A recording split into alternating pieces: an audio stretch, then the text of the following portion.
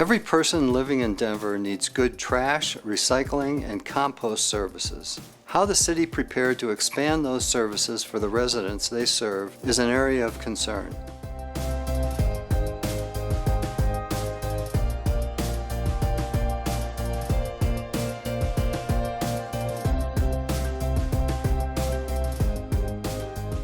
Because of existing challenges and unresolved future issues, the new program may not be effective at achieving the city's goal to increase Denver's waste diversion rate.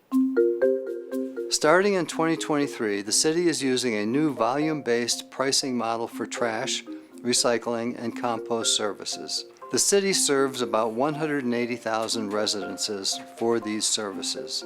This year, residents will pay for weekly trash pickup based on the size of their cart.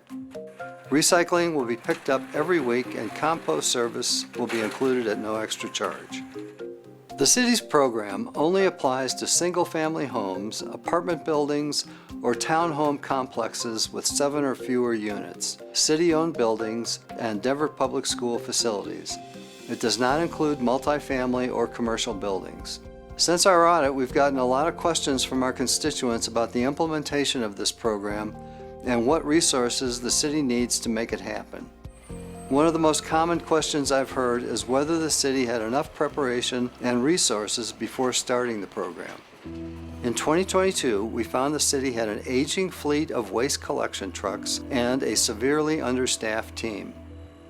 Nearly half of the Solid Waste Division's fleet, including both waste collection trucks and other division vehicles, had only 2 years left in their estimated remaining useful life. The average estimated useful life for waste collection trucks is 8 years, but the city was still using one truck that was 18 years old.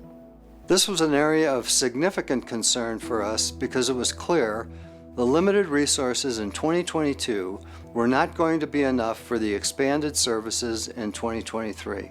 After the completion of our audit, the city did contract with a private company for some additional services, but this may or may not address the overall need we identified in our audit. Regardless, the city needs to have a long-term plan for addressing its aging fleet. Rather than buying dozens of new trucks all at once, there should be a plan for periodic replacements over time. Additionally, we found in 2022 the city had a 22% vacancy rate among drivers. The expanded recycling and compost services in 2023 will call for even more staffing, and this shortage must be addressed.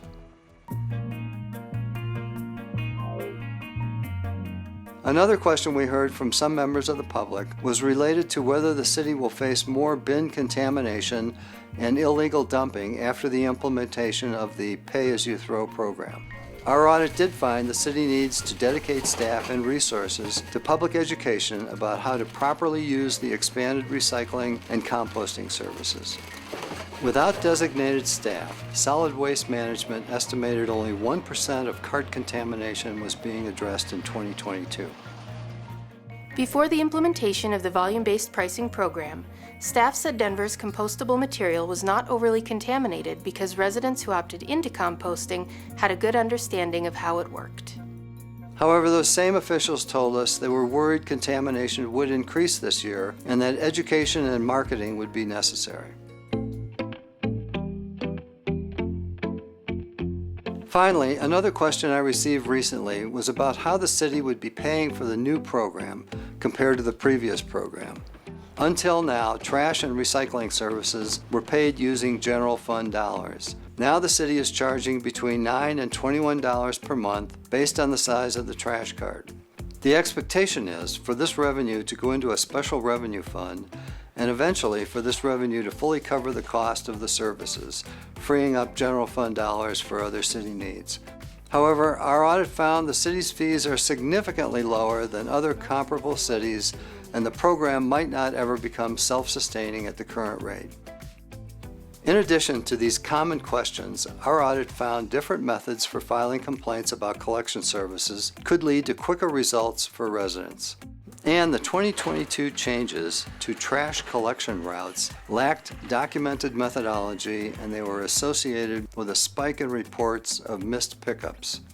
I think the solid waste team shared many of our concerns about its preparation for the expanded services. I hope our findings help them better manage resources and plan for the long term.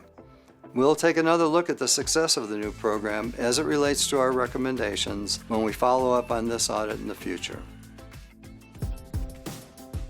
Well, that's it for this episode of Ask the Auditor.